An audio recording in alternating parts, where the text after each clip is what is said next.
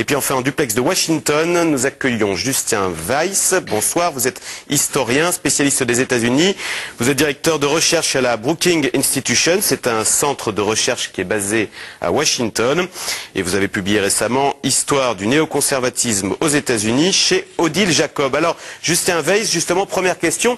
Comment est-ce que les Américains vivent ce fait donc que vendredi soir, les États-Unis ont été dégradés, leur note de solvabilité qui était AAA, triple A, 20 sur 20, eh bien cette note a été abaissée à AA+, donc c'est moins bien, c'est plus 20 sur 20.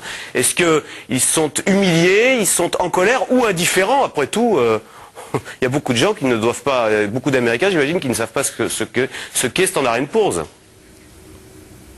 Il y a un mélange d'humiliation et de colère. D'humiliation parce que c'est un symbole, évidemment. Mais surtout, ce qui domine, c'est la colère. Alors, colère d'abord vis-à-vis des hommes politiques, des responsables politiques, le Congrès, avant tout, le président Obama dans une certaine mesure aussi, et puis aussi les agences de notation, parce que cette dégradation d'une part n'a été faite que par une seule des trois agences qui font référence, Standard & Poor's, mais pas les deux autres, également parce qu'elle a été contestée par le Trésor américain qui a fait remarquer qu'il y avait une erreur dans les projections sur la dette à venir vers l'année 2020 de 2000 milliards de dollars, donc c'est tout de même, ça ne fait tout de même pas très sérieux, et enfin parce que ça vient après des tas d'erreurs des agences de notation, ou plutôt des erreurs de pronostic en fait, que ça soit sur les fameux prêts immobiliers qui étaient en fait terribles et qui ont déclenché la crise il y a 3 ans, ce soit sur la note de l'Irlande ou de la Grèce, et donc il y a aussi une certaine colère vis-à-vis de l'agence de notation Standard & Poor's qui en effet impose maintenant un coût,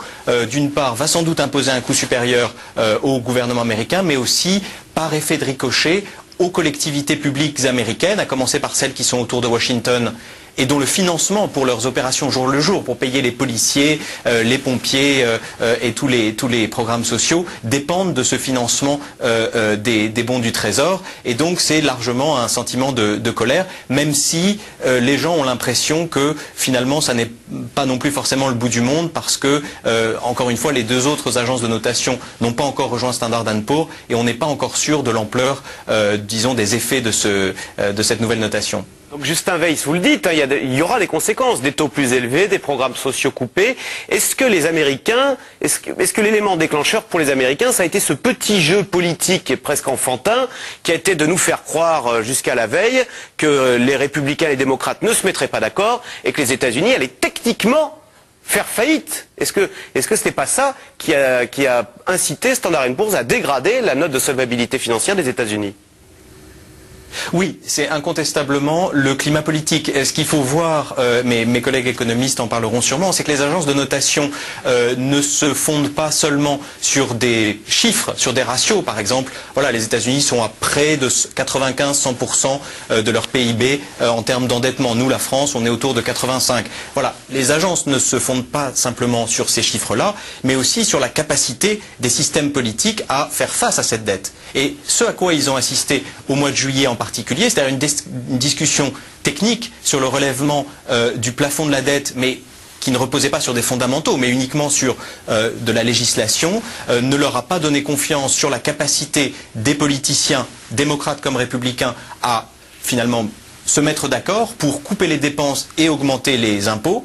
Et c'est ça qui a amené Standard & Poor's à diminuer la notation américaine. Mais Philippe de Sertine, qui est derrière cette décision, vendredi soir, de dégrader la note des États-Unis? Est-ce que ce sont 3 petits jeunes qui se réunissent, qui sortent, je sais pas moi, de Harvard, et qui sont des forts en thème, et qui disent, verdict, l'Amérique va avoir des difficultés à rembourser ses dettes? Je crois vraiment qu'il faut bien imaginer ce qui s'est passé, la dégradation de la plus grande économie de la planète par une agence de la même nationalité. Il faut imaginer à quel point la complexité, on va dire, du processus, et va dire l'hésitation probablement au plus haut niveau de Standard & Poor's, et quand je dis probablement, je suis sûr que ça a été le cas, les pressions infernales qu'a subi l'agence pour en arriver là, pour dire, eh ben tant pis, on y va, parce qu'on pense qu'il faut le faire. Je crois qu'il y a un moment donné, il faut bien comprendre la position qu'avait Standard & Poor's et le fait qu'ils aient dit tant pis, on le fait quand même.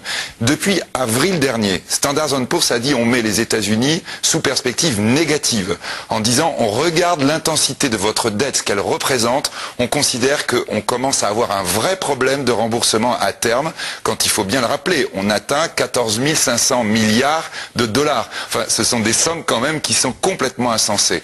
Ils ont dit, nous faisons nos calculs, nous refaisons nos calculs, nous estimons que vous devez réduire votre déficit sur 10 ans d'à peu près 4 000 milliards de dollars. Ils ont donné les montants. Ils ont dit à l'administration Obama, voilà l'effort qu'il va falloir faire d'après nous. Répétons-le toujours, les agences, si on ne veut pas les croire, si les prêteurs disent pas de problème, moi je pense que les États-Unis paieront toujours, on peut toujours dire, on oublie leur notation. Les agences, ce ne sont pas des gens qui obligent à croire ce qu'ils disent. Le Congrès s'est réuni, aucun politique à l'époque, ni démocrate ni républicain, n'a contesté les 4 000 milliards.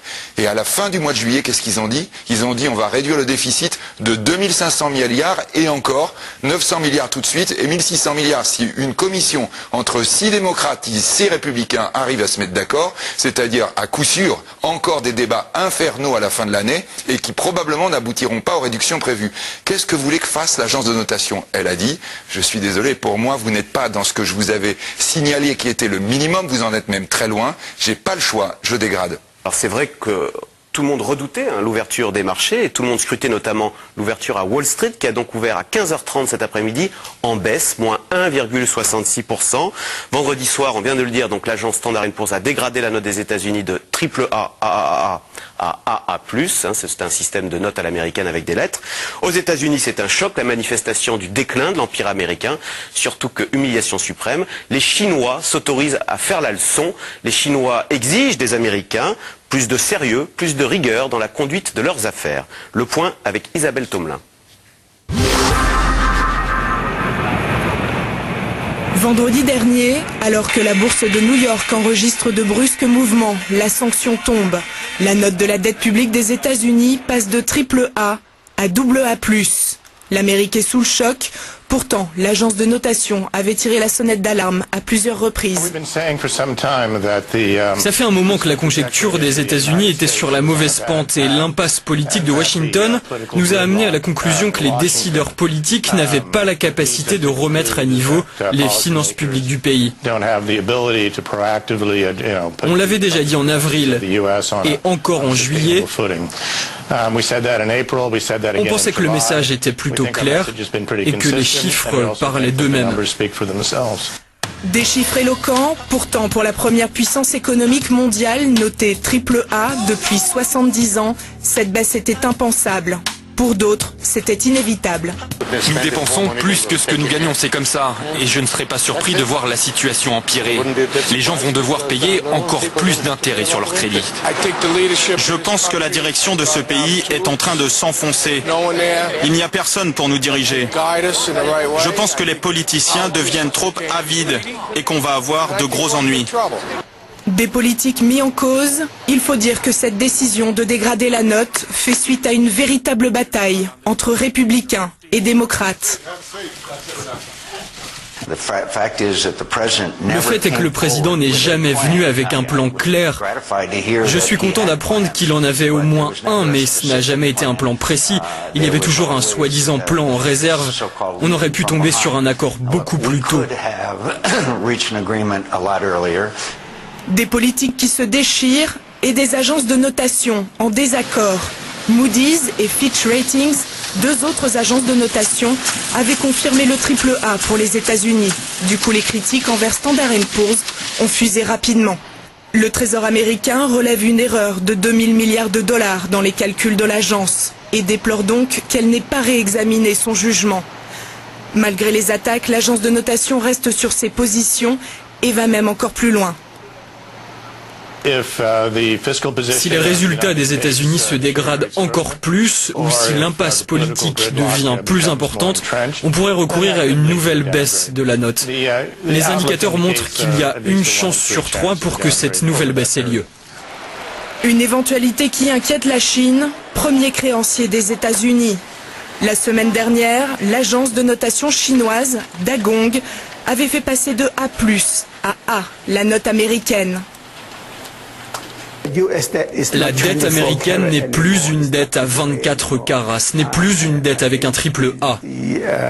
Je pense que la Banque centrale de Chine va s'abstenir. Enfin, elle ne va pas s'arrêter complètement d'acheter des bons au Trésor américain, mais elle va sans aucun doute faire en sorte de devenir moins dépendante de cette dette. Le président des États-Unis, Barack Obama, va devoir relever un défi, regagner la confiance de ses électeurs. Les élections présidentielles américaines sont prévues dans un an, le 6 novembre 2012.